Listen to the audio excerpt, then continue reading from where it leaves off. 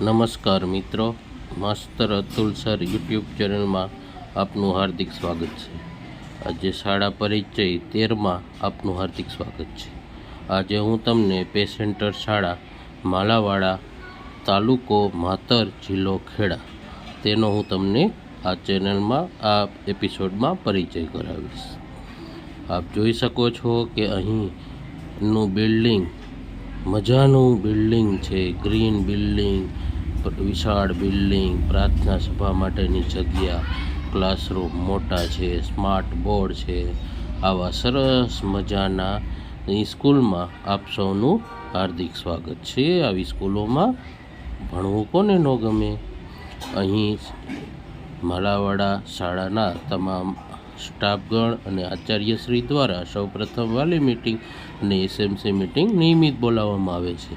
ત્યારબાદ પ્રવેશપાત્ર બાળકોનો સર્વે કરી તેને વાજતે ગાતે પ્રવેશ ઉત્સવ ઉજવવામાં આવે છે અને નાના ભૂલકાઓને સરસ પ્રવેશ મહાનુભાવોની હાજરીમાં પ્રવેશ આપવામાં આવે છે. તેમજ વર્ષ દરમિયાન ઊંચી સિદ્ધિ પ્રાપ્ત કરનાર બાળકોને ઇનામ શિલ્ડ આપી સન્માન પણ મહાનુભાવોની હાજરીમાં કરવામાં આવે છે. વૃક્ષારોપણ પણ તે દિવસે કરવામાં આવે છે શાળામાં. આમ જોઈએ તો શાળા ઘણી બધા ઝાડવા વૃક્ષો જોવા મળે છે. અહીં પ્રાર્થના સભા માટેની વિશાળ જગ્યા છે. બાળકો પ્રાર્થના સભા, યોગ, રમતગમત કરી શકે એવી વિશાળ જગ્યા છે. અહીં બાળકો માટે વેકેશનમાં પ્રી વોકેશનલ કાર્યક્રમ અંતર્ગત બહેનો માટે આઈડિયલ ફેશિયલ જેવા વ્યવસાયલક્ષી કાર્યક્રમ પણ આયોજન કરવામાં આવેલું છે. આ શાળાના વિજ્ઞાન શિક્ષકો દ્વારા દરેક બાળક વિજ્ઞાન પ્રત્યે રુચિ દાખવે, વિજ્ઞાનના પ્રયોગો કરતા શીખવે એ માટે શાળામાં વિજ્ઞાન દિવસની ઉજવણી કરવામાં આવે છે. આજે શાળાના દરેક બાળકો એક વિજ્ઞાનનો પ્રયોગ અહીં નિદર્શન કરે છે અને વાલીઓને આમંત્રણ આપવામાં આવે છે અને વાલીઓ તે જોઈ ખુશખુશાલ થાય છે. બાળકોની સિદ્ધિ જોઈ તેઓ પણ આનંદિત થાય છે. આમ દરેક બાળક કોઈ પણ એક પ્રયોગ કરીને તે દિવસે ચોક્કસ આવે છે. આમ વિજ્ઞાન શિક્ષકના માર્ગદર્શન હેઠળ આ શાળામાં વિજ્ઞાનની ઘણી પ્રવૃત્તિ થતી જોવા મળી રહી છે. દરેક બાળક તો પ્રયોગ કરે જ છે, પરંતુ અહીંની શ્રેષ્ઠ કૃતિ જે સીઆરસી જિલ્લા કક્ષા સુધી ગયેલી કૃતિ પણ અહીંયા જોવા મળે છે. વિજ્ઞાન શિક્ષક દ્વારા વિજ્ઞાનના તમામ પ્રયોગોનું નિદર્શન પણ અહીં કરવામાં આવી રહ્યું છે, જેથી 6 થી 8ના તમામ બાળકોને કોઈ પ્રયોગ અઘરો લાગે નહીં અને જાત અનુભવ કરી તેનું તારણ મેળવી શકે છે. અહીં આર્ટ, કાગળમાંથી જુદી જુદી વસ્તુઓ બનાવવા માટેની આર્ટ પણ અહીં બાળકોને શીખવવામાં આવી રહી છે, જે આપ જોઈ શકો છો. બાળકોને ફુગ્ગામાંથી બનાવવા માટેની રમતો રમી રહ્યા છે.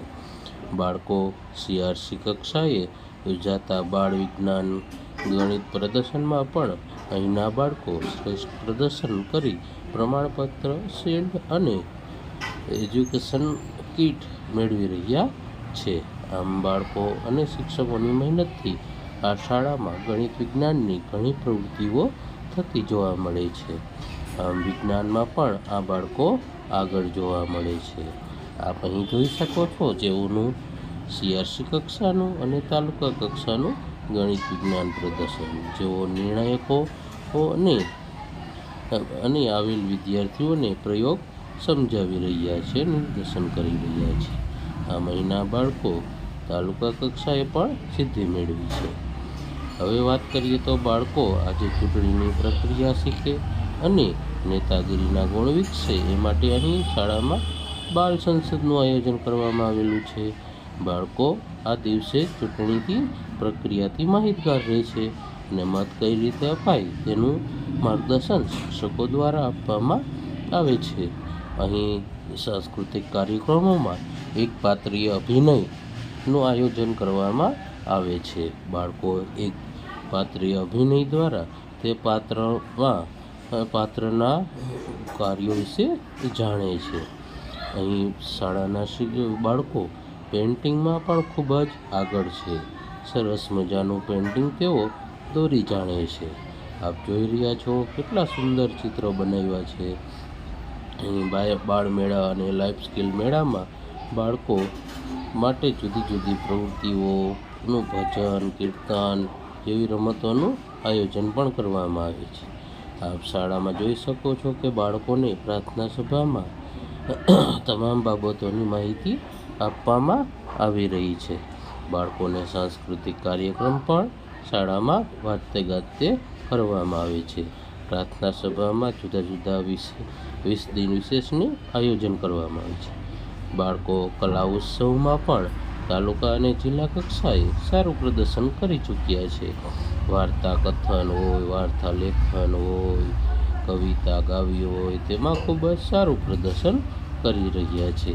આમ કલા ઉત્સવ, સાંસ્કૃતિક કાર્યક્રમમાં પણ બાળકો આગળ પડતા જોવા મળી રહ્યા છે. આપ જોઈ શકો છો કે શાળામાં પોલીસ દ્વારા તેમજ વન ખાતા દ્વારા પણ તે બાળકોને એના વિભાગ વિશે માહિતી મળે એ માટેનું આયોજન કરવામાં આવે છે, જેના દ્વારા જરૂરી માર્ગદર્શન આપી બાળકોને જરૂરી જ્ઞાન મળી રહે છે. શાળામાં શિક્ષક દિન, બાલસભા શનિવારે આયોજન કરવામાં આવે છે, જેમાં બાળકો પોતાની કૃતિ રજૂ કરી શકે છે. અહીં બાળકોને એકમ કસોટી લખવાનું પણ માર્ગદર્શન આપવામાં આવે છે, વ્યવસ્થા કરવામાં આવે છે. વાત કરીએ તહેવારની ઉજવણી, તો અહીં પતંગ ઉત્સવ બાળકો માટે એક આનંદ ઉત્સવ બની રહે છે. બાળકો માટે વિશાળ મેદાનો હોવાથી બાળકોને અહીં પતંગ ચગાવવી ખૂબ જ ગમશે. બાળકો જુદી જુદી પતંગો લાવી, કાના બાંધી, દોરા બાંધી એકબીજાનો પતંગ કેમ કાપવો એમ જોઈ રહ્યા છે અને એકબીજા આના પતંગનો આનંદ લઈ રહ્યા છે. આપ જોઈ શકો છો કે મોટી પતંગ બાળકોએ બનાવી છે અને એ ચગાવવા માટેના પ્રયત્ન કરી રહ્યા છે. બાળકો આમ જીવનનો અનેરો પ્રસંગ એવો પતંગ ઉત્સવ મનાવી રહ્યા છે. બાળકોને ફાયર સેફ્ટીની તાલીમ પણ આપવામાં આવે છે, તેનો ડેમો કરવામાં આવે છે. બાળકો માટે સાંસ્કૃતિક કાર્યક્રમનું અહીં આયોજન કરવામાં આવે છે. આપ જોઈ શકો છો કે જુદા જુદા સાંસ્કૃતિક કાર્યક્રમો બાળકો પોતાના ગ્રુપ સાથે કૃતિઓ રજૂ કરી રહ્યા છે. બાળકો જો નાટક, ગીત, અભિનય ગીત, એકપાત્ર અભિનય જેવો અહીંયા રજૂ કરી રહ્યા છે, જે આપ જોઈ શકો છો. બાળકો આજે રાષ્ટ્રીય તહેવાર હોય, સામાજિક તહેવાર હોય, એવા તમામ તહેવારો શાળાઓમાં ઉજવી બાળકમાં અનેક મૂલ્યોનું સિંચન કરવામાં આવી રહ્યું છે. આપ જોઈ શકો છો કે શાળામાં રાષ્ટ્રીય તહેવારની પણ ધામધૂમપૂર્વક ઉજવણી કરવામાં આવે છે. તે દિવસે બાળકો ખૂબ જ સારા અભિનય સાથે ટ્રેડિશનલ ડ્રેસમાં જોવા મળે છે. બાળકોને કુંભારના વ્યવસાયની જાણકારી મળે એ માટે એનું નિર્દેશન રાખવામાં આવ્યું છે. આપ જોઈ રહ્યા છો કે જુદા જુદા તજજ્ઞો પિકનિક પ્રવાસ દ્વારા બાળકો આજે ઘણું બધું જ્ઞાન આ શાળામાં શિક્ષકો અને આચાર્યના માધ્યમથી મેળવી રહ્યા છે. આમ આ શાળામાં ભણવું કોને ન ગમે. આજે આ શાળા રમતગમત ક્ષેત્રે પણ ખૂબ જ આગળ છે. શાળામાં ખેલ મહાકુંભ, CRC કક્ષાના ખેલ મહાકુંભમાં ખૂબ જ બાળકો ઉત્સાહપૂર્વક ભાગ લઈ રહ્યા છે. અહીંના બાળકોને પ્રવાસ, પિકનિક કરવો પણ ખૂબ ગમે છે. તેના શિક્ષકો દ્વારા તેનું પણ નિયમિત આયોજન કરવામાં આવે છે. બાળકોને તિથિ ભોજન, નાસ્તા, વનભોજન પણ કરાવવામાં આવે છે. બાળકોને આરોગ્ય વિશે માહિતી મળે એ માટે આરોગ્ય તપાસણીની ઉજવણી કરવામાં આવે છે.